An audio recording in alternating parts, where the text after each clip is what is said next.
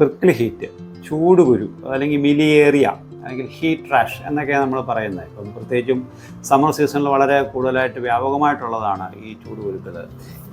എന്താണ് അതിൻ്റെ സിംറ്റംസ്? നമുക്ക് ഒരു ചൊറിച്ചിലുണ്ടാകുന്നു, ഒരുതരം റാഷ് ദേഹം മുഴുവൻ വരുന്നു, ഒരു പ്രിക്കിളി ഫീലിംഗ്, എന്തോ കുത്തിക്കൊള്ളുന്ന പോലെ ഒരു തോന്നലുണ്ടാകുന്നു. ഇതൊക്കെയാണ് അതിൻ്റെ ഒരു സിംറ്റംസായിട്ട് കാണിക്കുന്നത്. പ്രത്യേകിച്ചും ചൂട് പ്രതലങ്ങളിൽ ജീവിക്കുന്ന ആൾക്കാർ ഫാൻ മാത്രമോ അല്ലെങ്കിൽ ഫാൻ ഇല്ലാതെയോ ജീവിക്കുന്ന സമയത്ത് ഇത് കൂടുതലായിട്ട് കണ്ടുവരും. അപ്പം ഈ ഒരു അസ്വസ്ഥത സ്കിന്നിനുണ്ടാകുന്ന ചൊറിച്ചിലോട് കൂടി തന്നെയായിരിക്കും വരുന്നത്.